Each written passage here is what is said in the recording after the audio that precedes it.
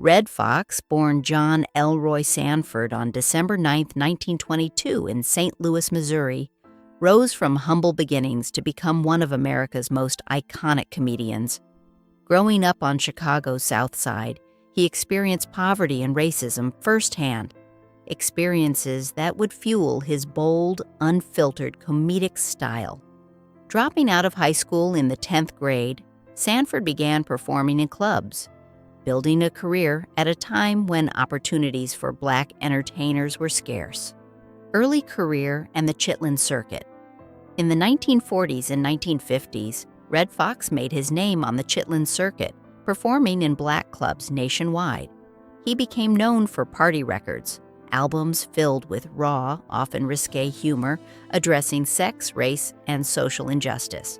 Albums such as Laugh at the Party, You Gotta Wash Your Ass, and I Ain't Lied Yet sold millions despite being banned from mainstream radio. These records not only entertained but paved the way for future generations of comedians, including Richard Pryor, Eddie Murphy, and Chris Rock, redefining comedy as a space for truth-telling and boundary pushing. Breakthrough. Sanford and Son Fox's mainstream breakthrough came in 1972 when he was cast as Fred G. Sanford, the wisecracking junk dealer on NBC's Sanford and Son. The show was a landmark for American television, centering on a working-class Black family at a time when such representation was rare. Fox's exaggerated heart attacks, quick wit, and banter with his on-screen son Lamont, played by Demon Wilson, made him a household name. His portrayal blended humor with a sharp commentary on family and society, earning cross-cultural acclaim.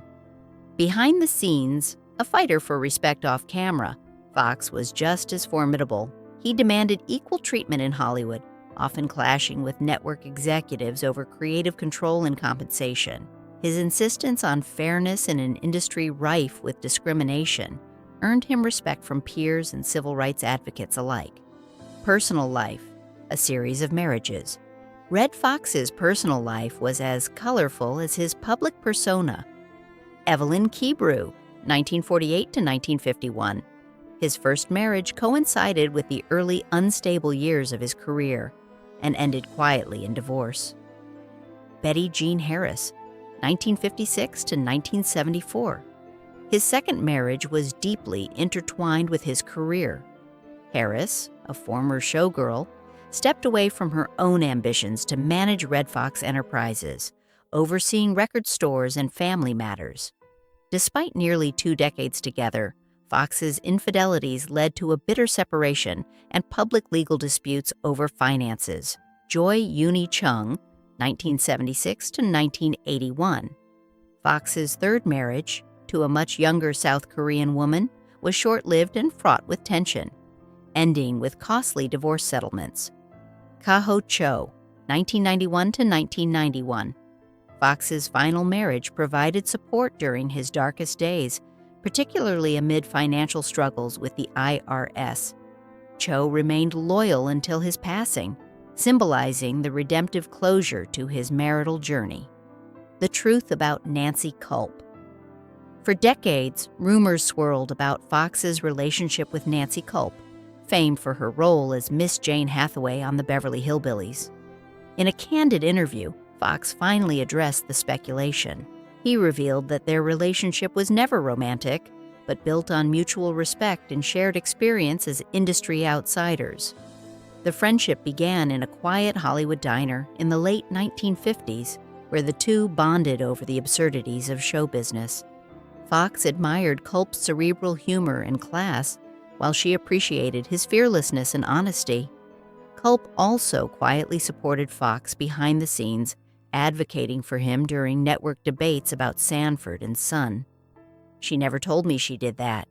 I only found out years later. That's the kind of person she was. No spotlight, no fanfare, just grace, Foxx said. He even admitted that elements of Fred Sanford's character were inspired by the people in his life who defied expectations, Culp among them. A tragic final day.